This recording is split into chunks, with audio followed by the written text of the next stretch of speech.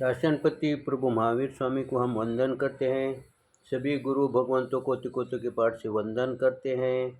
श्रद्धावान भाई और बहनों, आपके अंदर विराजित आत्मा को माजलगांव से सुभाष कोठारी का सादर प्रणाम, सादर जय जिनेंद्र। अंतगढ़ सूत्र पर ये मेरा 72वां वीडियो है। कल के वीडियो में हमने देखा है कि वो जो 6 पुरुष थे उन्होंने दूर से ही देखा अर्जुन मालिया और उसके पत्नी को, और उन्होंने इधर उधर देखा, शांत वातावरण दिखा, कोई आवागमन नहीं था। तो वातावरण वैसा बन गया तो उनके विकार भाव जागृत हो गए। जब विकार भाव जागृत होते हैं उस समय आदमी की बुद्धि कुंठित हो जाती है, उनका एक ही ध्यान चलता है। अब इस समय उनके दिमाग में ये नहीं आ रहा है कि हम मंदिर में क्या कर रहे हैं, मंदिर में क्या करने का सोच रहे हैं। क्या वो 6 पुरुष इतने अज्ञानी थे क्या? क्योंकि उस समय महावीर स्वामी का शासन था, तो उन समय भी उनको ये भावना जागृत होना ये संभव था क्या? लेकिन ये जागृत क्यों हुई? क्योंकि जैसे ही हमारे विचार होते हैं, प्रवृत्ति जागृत होते हैं, उस समय हमारे को थोड़ा सी सजगता रहती है। उस समय हमने सोचना चाहिए कि इस विचारों को आगे बढ़ाना या यहीं रोकना। अगर रोकने का प्रयत्न नहीं किया तो वो अगर अशुभ विचार होंगे तो वो तुम्हारे को अशुभ काम करने को ही लगाएंगे।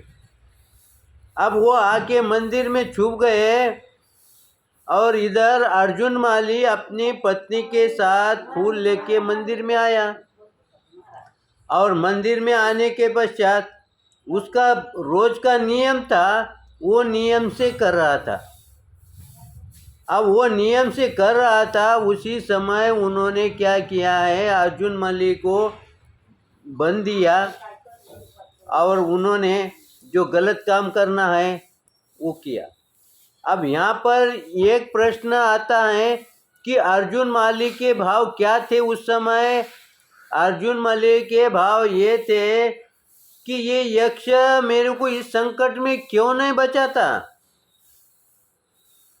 आप भी कुछ चिंतन करते होंगे, आपका चिंतन सही होगा, लेकिन हम क्या करना चाहिए कि हमारे चिंतन सही भी होंगे तो भी दूसरे मार्ग से भी चिंतन हमारा चालू करना चाहिए। अब यहाँ पर अर्जुन माली के जगह पर हम होते तो उस समय हम देव की पूजा करते करते ऐसी घटना हुई तो उस समय हम देव की तरफ ध्यान देंगे कि उसको भिड़ेंगे? आप कहेंगे कि वो 6 जने थे, 6 जने रन दो नहीं 10 जने रन दो, फिर भी थोड़ी बहुत प्रतिकार करने की क्षमता या प्रतिकार करने की इच्छा हमारी होंगी नहीं क्या? फिर ये अर्जुन माली का गुनहगार कौन है? ये 6 पुरुष है, और ये 6 पुरुष को भिड़ने के बजाय उसके मन में ये चिंतन क्यों आ रहा है कि वो यक्ष मेरी रक्षा करे।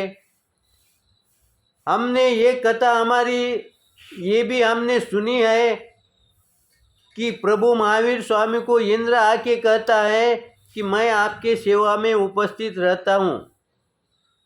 उस समय प्रभु ने क्या कहा है? ये संभव नहीं है, तुम आना या तुमने किसी को रोकना, तुमने मेरे को संकट मुक्त करना, ये तुम्हारे बस की बात नहीं है। फिर ये अर्जुन माली भी उसने भी कहीं कहीं उसने प्रसंग सुने होंगे, साधु संतों के दर्शन भी किए होंगे, तो उसने भी ये सोचना चाहिए था ना कि ये संभव नहीं है। फिर भी वो यक्ष पर अटूट भक्ति करने की वजह से उसको मालूम हुआ कि ये यक्ष मेरे को सहायता करेगा। इससे हमारे को एक बात ध्यान में आती है कि उसकी श्रद्धा इतनी थी कि वो समझता था कि ये मेरी इतनी श्रद्धा होने की वजह से मेरे को देव सहायता करेगा। अब यहाँ पर दूसरे साइड से विचार करेंगे। अब अर्जुन माली ने इन 6 पुरुषों को भिड़ना चाहिए, उस समय तो उसने भिड़ा नहीं, वो यक्ष पर आधारित रहा। लेकिन जब यक्ष उसकी सहायता नहीं कर रहा था, उस समय वो अर्जुन माली क्या चिंतन कर रहा था? देखो, अब यहाँ पर अर्जुन माली का चिंतन की दिशा बदल गई। अब अर्जुन माली क्या चिंतन करता है कि ये यक्ष कोई सही नहीं है, इसकी कोई बस की बात नहीं है। इस तरह का चिंतन किया और चिंतन करते साथ साथ उसने सोचे कि अब मेरे को क्या करना चाहिए। अब यहाँ पर हम कथा में कहते हैं कि उसके शरीर के अंदर यक्ष ने प्रवेश किया और उसके बंधन टूट गए। होगा भी सही, आपकी बात सही भी होंगी, लेकिन इसको दूसरे तरीके से अगर हम चिंतन करें तो ये अर्जुन माली के पास ये ताकत आई कहाँ से? थोड़ी देर के लिए यक्ष को बाजू को रखे, ये अर्जुन माली के पास ताकत आई कहाँ से? देखो, हम भी व्यवहार में देखते हैं, कभी कभी क्रोध इतना बढ़ जाता है कि हम गुस्से में ऐसा कुछ कर बैठते हैं। उस समय सोचने वाला सोचता है कि इसकी ताकत नहीं होते हुए इसने ऐसा कैसा किया। मान लो एक आधी बहू दुबली पतली होंगी, लेकिन उसके हाथ से कोई अगर समझो बड़ा चीज गिर गया, कुछ हो गया, उस समय सास कुछ कहेंगे, ये डर से उसको बोझा न उठते हुए वो बोझा उठा के जगह पर रखती कि नहीं। फिर उसके पास ये ताकत कहाँ से आई है? ये हमारे व्यवहार में पल पर में घटित होने वाली बात है। हम भी उसके तरफ अवलोकन करें तो हमारे ध्यान में आएगा। यहाँ पर अर्जुन माली ने भी सोचा और उसका क्रोध इतना भयंकर जागृत हो गया, इतना भयंकर जागृत हो गया कि उसके ताकत में, उसके शरीर के अंदर ऐसी ताकत निर्माण हो गई कि उसने वो बंधन एक झटके में तोड़ दिए। एक झटके में क्यों तोड़े? क्योंकि पहला ही झटका जबरदस्त रहता है और उसमें टूट गए, उसके बाद उसकी ताकत दुगनी होती है। ये हमारे व्यवहार में, हमारे में भी घटित हुए वाली कई बात होती है। लेकिन इसलिए यहाँ पर अर्जुन माली के पास स्वयं में उसकी शक्ति जागृत हो गई। ये शक्ति उसने बाहर से लाई क्या? ये अंदर ही थी। तो गुरु भगवान कहते हैं इस उदाहरण के माध्यम से, तुम्हारे अंदर वो शक्ति जागृत है, हर प्रकार की शक्ति जागृत है। अब तुम्हारे को विवेक रखना कि मेरे को आसुरी शक्ति जागृत करना है या शुभ शक्ति जागृत करना है, ये चिंतन जिसने उसने करना है। लेकिन शक्ति तुम्हारे अंदर मौजूद है, उसको जागृत करने की जरूरत है।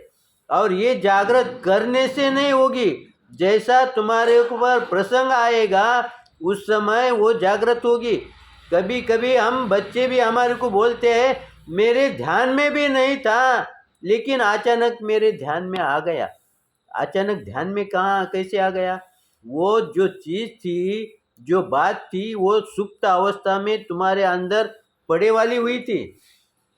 वैसे ही सुप्त अवस्था में हमारे शरीर के अंदर बहुत सारी शक्ति एकत्रित हुए वाली है, लेकिन जब प्रसंग आता है उस समय वो शक्ति जागृत होती है। और जैसे ही जागृत हो गई, उसको अगर वैसा प्रोत्साहन मिला, उसका वैसा वातावरण मिला, वैसा उसके प्रयत्न मिल गए, तो वो शक्ति अधिक तीव्र गति से जागृत होती है। यहाँ पर अर्जुन माली के बंधन टूटने का ये भी कारण संभव हो सकता है। ये अनुमान से मैं कहता हूँ कि उसको इतना क्रोध आया कि उस क्रोध के अंदर उसने वो तोड़ दिया बंधन। और उसने क्या किया? वो जो सामने जो मुद्गल था, वो मुद्गल को उसने एक झटके में उठाया। हम कभी कभी मंदिर के सामने देखते हैं बड़े बड़े पत्थर रखे वाले होते हैं, लेकिन कोई कोई भाई उसको उठाता है। क्यों उठाता है? उससे बड़े ताकत वाले को नहीं उठता, लेकिन उसको उठता है क्योंकि उसका मनोबल बड़ा है। उसके मनोबल में कहे कि मेरे को ये काम करने का है।